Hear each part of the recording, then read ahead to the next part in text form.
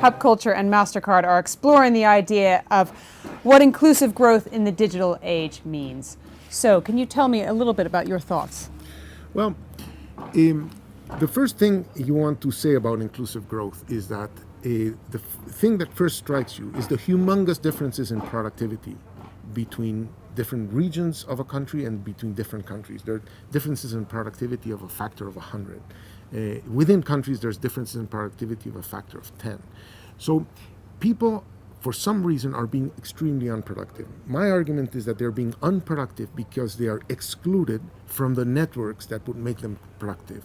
They're excluded from the electricity network, from the telecommunications network, from the water network, from the road network, from the urban transport network, from the labor market network, from the distribution networks. So when they try to do things, they find themselves that the only things they can do are things that use very, very few inputs. And those things tend to use very, very low productivities.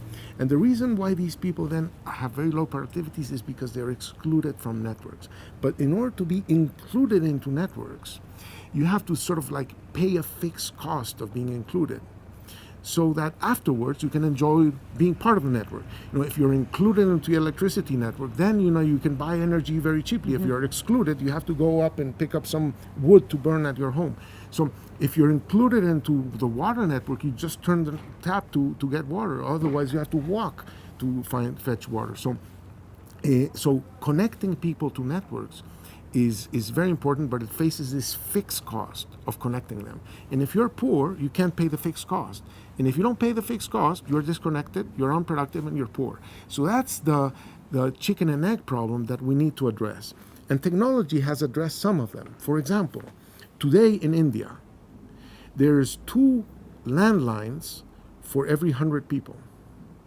But there's 75 cell phones for every 100 people, even though landlines were invented more than a century before cell phones.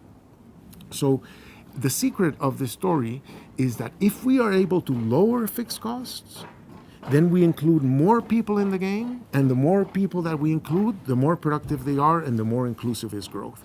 We've seen a similar transformation in connecting people to the banking system, because it's not very profitable to connect a very poor person to an old banking system, because it doesn't pay the fixed cost of opening the account, maintaining the account, and so on for the little money that they have. But now with mobile banking, with other techniques, we are able to extend the banking network to more people. And we have to use that approach of lowering fixed cost of connection to other networks so that we can bring more people into the process of growth. Professor Hausmann, thank you very much. Thank you.